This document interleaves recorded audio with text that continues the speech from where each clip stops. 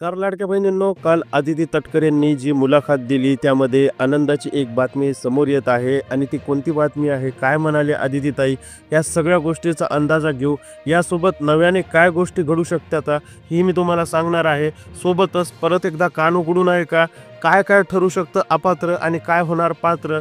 तसेच आदितीताई म्हटल्याप्रमाणे कोणत्या बहिणी पात्र होऊ शकतात आणि त्यांच्या हिशोबानं जे आहे या योजनेचे पुढचे उद्दिष्ट काय, मी तुम्हाला सगळं या व्हिडिओच्या मार्फत सांगणार आहे. मात्र परत एकदा विनंती आहे की शेवटपर्यंत व्हिडिओ पाहावाच लागेल, कारण तुम्हाला सगळ्या गोष्टी लक्षात आल्या पाहिजे. कारण ही आपल्याला आनंदाची सुद्धा बातमी आहे, मात्र सावध करण्याची सुद्धा बातमी आहे. नाहीतर तोंडावर परत तुम्हाला ज्यावेळेस अपात्रतेची प्रोसेस चालू होईल झालेली असेल, आहेच चालू झालेली, त्यावेळेस सुचणार नाही काय करावं. मात्र मग आजच मी तुम्हाला या सगळ्या गोष्टीला तुम्हाला समोर जाण्यासाठी एक शेवटचं जे आहे चान्स आहे आणि मी ते तुम्हाला सांगत आहे. बघा लाडक्या बहिणींनो, व्हिडिओला सुरुवात करूया की आदितीताई नेमकं काय म्हणाल्या.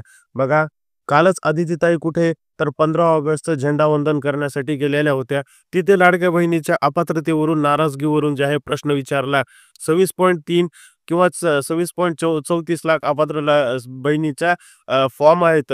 महिला बाल कल्याण मंत्री आदिती तटकरे यांनी खुलासा केला की मुख्यमंत्री माझी लाडकी बहीण योजनेअंतर्गत 26.3 लाख आधी म्हणजेच काय तर महिलांना अपात्र ठरवून लाभ बंद करण्यात आला आहे. तर ही गोष्ट जी आहे एकदम चुकीची आहे. त्यांनी सांगितलं, आम्ही लाभ कोणालाच बंद केलेला नाही, आम्ही फक्त होल्डवर ठेवलेलं आहे. कारण बऱ्याच चॅनलला बऱ्याच ठिकाणी या गोष्टी स्प्रेड होतात. तर त्यांनी स्पष्ट सांगितलं की लाभ कोणाचाच बंद नाहीये, लाभ सगळ्यांचे सुरू आहेत. फक्त आम्ही जे आहे हे फॉर्म होल्ड केलेले आहेत. आणि होल्डमध्ये त्यांनी सगळ्यात आनंदाची बातमी आपल्याला दिलेली आहे की हे फॉर्म ज्यावेळेस आम्ही तपासतोय त्यावेळेस आम्ही अशाच उद्देशाने तपासतो की एकही लाडकी बहीण जी आहे आपल्या चुकीच्या गोष्टीमुळे जे आहे निरपराध जे आहे तिला तिच्या खात्यामध्ये जे आहे 1,500 जाणं बंद होऊ नये. आम्ही अशा पद्धतीने फॉर्म नाही तपासत की आम्हाला कपात करायचे, अशा पद्धतीने तपासतो की काहीतरी करून त्या लाडक्या बहिणीला जी खरंच गरजू आहे, नीडेड आहे, तिला फायदा भेटावा.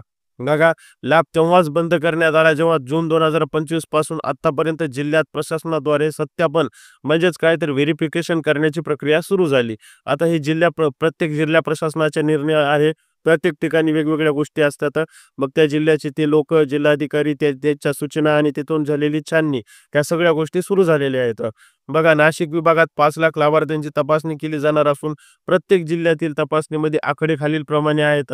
मी तुम्हाला आता आकडे सांगणार आहे. बघा, नाशिकमध्ये 1.5, अहिल्यानगरमध्ये 1.3, जळगावमध्ये 0.9, धुळ्यामध्ये 0.7, नंदुरबारमध्ये 0.5. म्हणजेच काय तर हे आकडे आपल्याला काय दर्शवतात. तर बघा, हे आकडे जे आहेत आपल्याला काय म्हणतात. सुरुवात आता बघा, प्रत्येक जिल्ह्यामध्ये नाशिक विभागात 5 लाख लाभार्थ्यांची तपासणी केली जाणार असून प्रत्येक जिल्ह्यातील तपासणी खाली पडकी आहे. तर एवढी तपासणी जी आहे आपल्याला समोर जावं लागणार आहे. हे झाले 4-5 जिल्ह्याची. बघा, स्थानिक अपडेट जे तुम्हाला सांगणार आहे. बघा, काही गोष्टी तुम्हाला लक्षात आल्या पाहिजे की या गोष्टी आदिती तटकरेंनी जे बोललेले आहेत त्याच्यामध्ये तुम्हाला काही गोष्टी तुम्हाला मी सांगणार आहे, ती तुम्ही पात्रता ठेवा.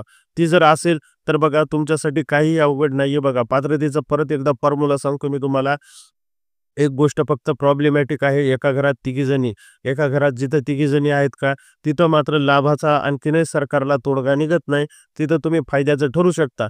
बाकी तुम्हाला या पात्रताचं हे सांगतो बघा, आणि अपात्रतेचं पण सांगतो, म्हणजे तुम्हाला काय तयारी करायची हे लक्षात येईल. महाराष्ट्र राज्याचे रहिवासी असणे आवश्यक आहे. पात्रतेमध्ये लाभार्थी महिला असावी, विवाहित, विधवा, घटस्फोटित, परित्यक्ता, निराधार किंवा कुटुंबातील एक अविवाहित महिला असावी. म्हणजे महिला असावी बस, बाकी काय तिच्या काही असो, विवाहित असो, विधवा असो, घटस्फोटित ते परित्यक्ता असो, निराधार असो, कुटुंबातील एक अविवाहित महिला असावी. ठीक आहे. म्हणजेच काय तर रहिवासी असणे अनिवार्य आहे भारताचं, महाराष्ट्राचं पण आणि भारताचं पण. दुसरी गोष्ट अविवाहित असणे, एका कुटुंबातील एक अविवाहित, म्हणजे याचा अर्थ काय, एक विवाहित जमती आणि एक अविवाहित, अशा 2 महिला. याच्यावर तर मी स्पष्ट सांगत आहे तुम्हाला, तोडगा आणखी निघाला नाही, तुमच्याच हक्काचा तोडगा चांगला निघावा असं मी इच्छा व्यक्त करतो, तीही सांगतो तुम्हाला. बघा, यानंतर मात्र वय कमी किमान 21 ते 65 वर्षाची मर्यादा आहे. यामध्ये 21 ते 65 चा उल्लेख आहे. जी-आरमध्ये स्पष्ट उल्लेख आहे. याच्यामध्ये कोणतीही तरतूद खाडाखोड नाहीये. ठीक आहे. ही गोष्ट तुमच्या लक्षात आहे, की तुम्ही 21 ते 65 मध्ये आहेत. ही तुम्हाला टेन्शन घ्यायची गरज नाही. बघा, स्वतःचे बँक खाते आधार पडताळणीसाठी जोडलेले असणे आवश्यक आहे. ह्याच्यासाठी तुम्हाला जर आणखीनही संशय असेल, तर बँकेत एकदा चेक करून घेऊ शकता, की बँक आणि आधार लिंक आहे का? ही एवढं काही मोठी गोष्ट नाहीये, मात्र आपल्या डी प्रोसेससाठी महत्त्वाची आहे. कुटुंबाचे वार्षिक उत्पन्न जे आहे 2.5 लाखापेक्षा कमी असावे. म्हणजेच काय, तर वार्षिक उत्पन्न 2.5 लाखापेक्षा जास्त नसावे आणि हे उत्पन्न मोजायचं मापदंड काय असतं, तर बँकेचे ट्रान्झॅक्शन. तर बघा, बँकेच्या ट्रान्झॅक्शनवर ह्या गोष्टी ज्या आहेत मोजता येतात. आणखीन बघा, आणि आता बघा, हे तर महत्त्वाच्या गोष्टी सांगितल्या. अपात्रतेच्या यादीचं बघा, आता अपात्र कोणत्या महिलांना भीतीचं कारण आहे बघा. 2.5 लाखापेक्षा अधिक उत्पन्न आहे. बँकेत जर तुमच्या 2.5 लाखापेक्षा अधिक उत्पन्न येत असेल, म्हणजेच काय, सारांश तुम्हाला ₹25,000 महिन्याच्या इंटरेस्ट सॅलरीनं क्रेडिट होत असतील किंवा तुमचा बिझनेस आहे, बिझनेसचे पैसे जे आहेत 2.5 लाखापेक्षा जास्त येत असतील, तर मात्र तुम्ही अपात्र. मला नाही वाटत कोणत्या लाडक्या बहिणी ज्यांना 25,000 पगार आहे त्या ह्याच्यात घुसल्या असतील. नाही, बिलकुल नाही. बघा, कुटुंबातील सदस्य आयकर भरत असेल, कुटुंबातील सदस्य कोणी इन्कम टॅक्स भरत असेल, त्याही लाडक्या बहिणी मला वाटत नाही की यामध्ये पडल्या असतील. या भानगडीत त्या कशाला पडतील बाबा, त्यांच्याकडे आयकर भरतात ते म्हटल्यावर मोठेच असणार ना ते. यानंतर मात्र बघा, कुटुंबातील कोणी सरकारी विभागात, उपक्रमात, कंपनी पण स्थानिक संस्थांमध्ये कायमस्वरूपी कर्मचारी किंवा निवृत्त पेन्शन घेणारा असेल, बाह्य यंत्रणाद्वारे कर्मचारी, स्वयंसेवी कामगार, कंत्राटी कर्मचारी अपात्र नाही. म्हणजेच काय, तर तुमच्या कुटुंबात कोणी जर समजा कंपनीत काम करत असेल, सेवानिवृत्त पेन्शन घेणारा असेल, म्हणजेच काय, तर काही कामधंदा दुसरं काही करत असेल, तर मात्र अपात्र नाही आहेत. त्याच्यात भीतीचं कारण नाही आहे. लाभार्थी आधीच दुसऱ्या योजनेद्वारे ₹1,500 दर महिना किंवा त्याहून अधिक घेऊ शकतो. म्हणजे काय, मी तुम्हाला साधं उदाहरण सांगतो. संजय गांधी निराधार योजना. संजय गांधी निराधार योजनेचे किती भेटतात? 1,500. ठीक आहे. तर हे 1,500 भेटतात. आणखीन एक पी-एम किसान योजना आहे. याचे पण महिन्याला 500, तर ह्याचे पण ₹500 महिन्याला भेटल्यामुळे महिलाला जे आहे ₹1,000 भेटतो हप्ता. तर असं संजय गांधी, आणखीन कोणकोणत्या योजना आहेत सरकारच्या, त्या योजनेतून जर तुम्ही पैसा घेत असाल, तर मात्र इकडं पात्र नाही. आणि त्या योजनेतून समजा जर तुम्ही याच्यापेक्षा कमी पैसा घेत असाल, तर मात्र तेवढाच पैसा सरकार तुम्हाला देतं. लक्षात घ्या. तिथून 1,000 भेटत असतील, तर 500 ॲड करून तुम्हाला 1,500ची जोड करतं. सरकारचं उद्दिष्ट फक्त 1,500 देणं आहे. ठीक आहे. आणि यानंतर मात्र बघा, सध्याचे माजी आमदार, खासदार, तर ह्याच्यात काही तुम्हाला विषयच नाही आहे. अध्यक्ष, संचालक याची काही गरज नाही. कुटुंबाची एकत्रित 5 एकरपेक्षा जास्त शेतजमीन असल्यास ही अट काय स्रोतानुसार वगळण्यात आली आहे बघा. कुटुंबाची एकत्रित 5 एकरपेक्षा जास्त शेतजमीन असली, तर मात्र आपल्याला जे आहे काही ना काहीतरी ही अट जी आहे टाकली होती. मात्र ही अट जी आहे स्रोतानुसार वगळण्यात आली. त्यामुळे तिथं पण आपल्याला काही घाबरायचं काम नाही.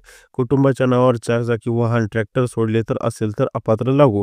म्हणजे बघा, ट्रॅक्टर फक्त ट्रॅक्टर सोडले तर बाकीचे सगळे वाहन 4चाकी, मग त्याच्यात कार येते, जीप येते, आणखीन 4चाकीमध्ये काय मोडतं, व्हॅन येते. तर ह्या 4चाकी वाहनं जे आहेत तुमच्याकडे असतील, तेही स्पेशल तुमच्या नावावर, तर मात्र अपात्र.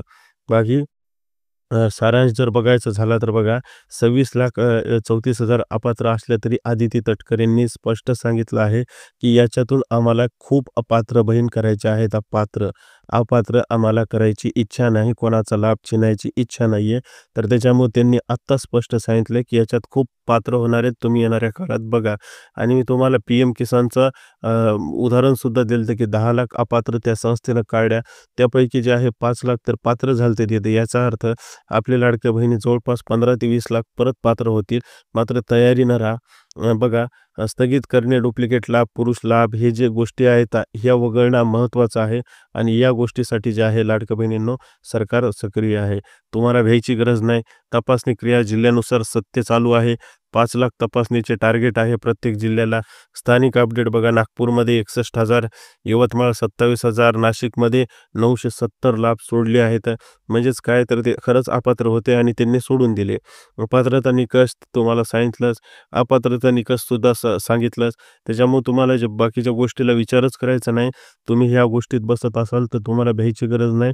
लवकरच तुमच्या जवळ जे आहे अंगणवाडी सेविका येणार आणि तुम्हाला जे आहे पात्र करणार. काळजी करायची गरज नाही. अंगणवाडी सेविका आली नसत्याल तर मात्र आपण शोधायचं अंगणवाडी सेविका कुठं आहेत आणि त्या अंगणवाडी सेविकाला भेटून त्यांना आपली परिस्थिती सगळ्या गोष्टी सांगायच्या आणि आमच्यासाठी कोण येणार आहे तपासायला हे विचारायचं आणि त्यांच्या मार्गदर्शनाखाली चालायचं.